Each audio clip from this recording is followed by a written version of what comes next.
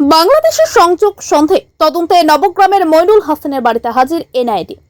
মুর্শিদাবাদ জেলা নবগ্রাম ব্লকের নিমগ্রামে ব্যাপক চাঞ্চল্য। শুক্রবার ভোরে মইনুল হাসানের বাড়িতে হানা দেয় জাতীয় তদন্ত সংস্থা এনআইটি। সূত্রের খবর, এনআইএর 2 অফিসার, আহমেদাবাদ পুলিশের একজন অফিসার এবং নবগ্রাম থানার 3 জন পুলিশ কর্মী তদন্তে অংশ নেয়। জানা গেছে, মইনুল হাসান প্রায় 6 বছর আগে কাজের সূত্রে মুম্বাই গিয়েছেন।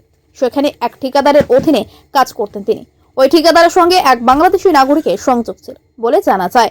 সেই বাংলাদেশি ব্যক্তির কার্যকলাপ ও যোগাযোগের সূত্র ধরেই মইনুল হাসানের কাছ থেকে তথ্য জানতে চায় তদন্তকারী সংস্থা।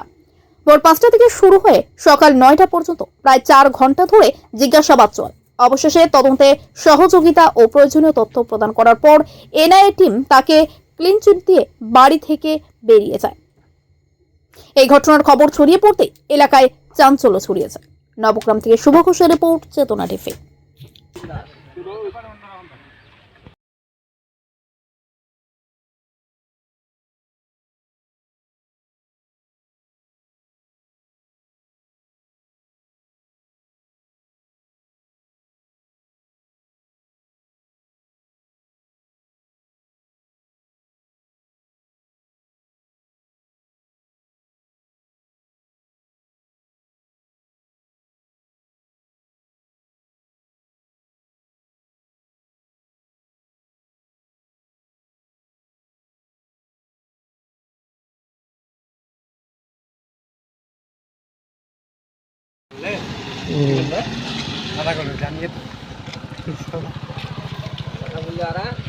না কথা বলে